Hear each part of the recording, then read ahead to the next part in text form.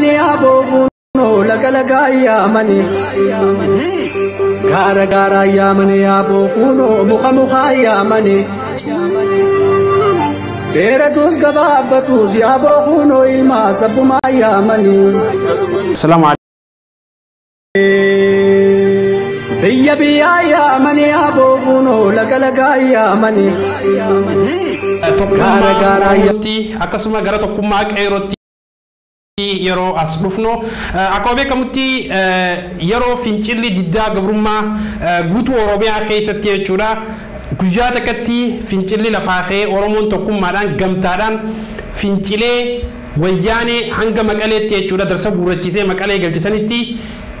yeroo san qeeroon tokkummaa ajaa'ibaa qabaachaa ture jechuudha akkasuma ammas خرالي غرغراتي والچنا دابچون هاتاتو اكو ليغلاتي توكمان غابسيتي في خامما جرو غراغرما غداجرا مي توكمان قيرو خندور جروسني في خنما مالف لافچو جتي جادا كدو سيتي مالفي قيرو نكدو سيتي جباچو نبدتي يادا هدو خيسافو چاسالين قيرو كدو سيتي هنجرو اكل على غرو هنتي مالتو تو لافين سخنا مالتو فيديتي يادميت Bakenya gafi babbeetu arra gafi itu kopete na dhufte wolle mo waan amata wali qabate na dhufte waan ajaa'ibaat gafi tana sideemsu kiyya dura waa'ee harargee tana maaltu kanatti laamseessee maaltu kana godhee gafi takkaan irraa irratti tana marraa lamada sideemsee tan harargee san yookaan immoo tan Oromiyaa bahaa tanatti deebisu rakkoo qabayyee itti deebisee jara keenya ifama gafi sadaffaa tan bayaan nagaafate dura kan inni nagaafate gaafii lammadaa sanirraa wanni irratti jira wanni irratti san ilmaan harargee wanni kan dhumaniif akkanatti dhumanii gartee wanni jaaniif walii dirmachuu bicha osoo hin ta'in namootiin ilmaan Oromoo kan Oromiyaa bahaa keessa jiran Oromiyaan baatun abbootii gadaa sadii qabdi ilmaan Murawwaatii fi ilmaan qallootii fi ilmaan humbannaati sadeen bareentumaati jechuudha akkasumatti sila shanan bareentumaati Karrayyuu fi Xumuga akkasitti Murawwaa fi qalloo fi humbannaa jechuudha humbannaa akkuma beekamutti abbaa anniyyaati kanaafuu jarri sadeen guututti itti yaadanii wal ta'uu qaban kee jechuudha. Murawwa ituun Murawwa abbaa ituuti. Humbanna abbaa niyyaati. Qalloo abbaa afuraniiti. Isin afuran kun isin sadeen kun itti yaaduun barbaachisaa jechuudha. Kana yeroo biraatti haasofin amma gatiin furadha. Ilmaan afran qalloo shoorarkaan ilmaan afran qalloo keessa amata lamaan kana turte shoorarkaa taphaati miti. Shoorarkaa tana namni shoorarkaa tanaan ilmaan afran qalloo gee beekamaadha jechuun namni beeka. Abbaa gadaa jaaniif filan abbaa gadaa isa duraan bahin namni waan fedhe deeggaruu danda'a. Biltsiginnaas ta'uu dandeessa. Edo kafaa ta'uu dandeessa. Mee Jamaal asirratti amma akka daawwattoota keenyaaf illee ifa galu abbaa gadaa ogaa jaan keessaafuu naannooma keessa jiru irraa silaa filamuu qaba nama hawaasis beeku akkas ta'uu qaba ture abbaan gadaa akka abbaa gadaatti fakkeenyaaf sirritti waan kana gaggeessaa akka hin jirredha ummata kana gara tokkummaa fiduun haa taatu akkuma keessaafuu hayyoonni adda addaa dubbatanitti Oromoota kutaa hundaatu tokko godhuudhaaf abbootii gadaa shooraa olaanaa taphatan asirratti saniif waan kana gamanumaan gaa yeroo teenyaas deemaa jirti yeroo biraa bal'inaa jechaadha wanni kun gad fageenyaan abbootiin gadaa cimsanii waan kana rakkinoota isaan jidduu jiru kanaas fooyyeessanii ummata keessaafuu kutaalee adda addaa hunda walitti fiduudhaaf gaheen isaanii waan guddaadha. Mee Jamaal akka gara biraatiin xumurratti carraa siifiin kannaa yeroon keenya deemaa waan jirtuuf yeroo bijee fuuldura bal'inaa jechaana. Dhaamsi ati qabdu yoo jiraattee roga tokkummaa Oromootiin keessaafuu Oromoon tokkummaa siitan dur jechuudha waggoota baay'eedhaaf ture kan ammallee daranee daransuu jechuudha. Ceelootti akka itti fufaniif دام سيتي كابدو يوجراتي تمرتي شراتي خنيتين جرا خيسافو يادا تريف حسن داو فلدراف كتدي متا مالي فيرو خنيتي فايدا مدابجتا مي دام سيتي كابدو يوجراتي تمرتي شراتي خنيتين جرا دام سيني نانكابو ilmaan Oromooti fi ilmaan Afar dura ilmaan Afar qallooti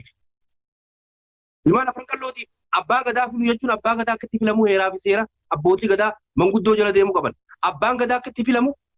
abbaa gadaa jechuun dura namni abbaa gadaa ta'uu qabu nama arjaa ta'uu qaba nama ollaan biratti hin beelooyne ta'uu qaba abbaa gadaa jechuun arjaa ta'uu qaba ha'ee fi dhabee nama nyaachisu itti aanee goota ta'uu qaba gootummaa ta'uu qaba abbaa gadaa ta'uu qaba abbaa gadaa jechuun abbaan gadaa ta'u sadaffaa maal ta'uu qaba hayyuu ta'uu qaba dubbii obboleessa kiyyaaf jee nama murteessuu miti nama aanaa kiyyaaf jee murteessuu miti nama gosa kiyyaaf jee murteessuu miti nama haqa sallaalee murteessuu ta'uu qaba sadeen kana sadeen maali arjaan number 1 goonni number 2 number 3 maali number 3 hayyu isaan sadeen kana guutuu qaba abbaa gadaa ta'uudhaaf abbaan gadaa arra biyya keessatti ta'aa jiru kun abbaa gadaa hawwarra wadaa galmoo hormoosoo hin beekne hawwarra wadaa galmoo hormoosoo abbaa calii calanqoo labsee abbaatti ta'e sababa ibiddaa fi maarree jala yaa'uudhaan isa hin beekne jechuun seenaa isaan beekne abbaa bakar waareeti wadaa galmoo hormoosoo abbaa ibroo shataati abbaa roobaa gaamooti abbaa usmaanotaati abbaa maleenya abbaa malaati abbaa gootawwan hundaati gootawwan kana hunda keessa fi isa hafiyyaame kanaafuu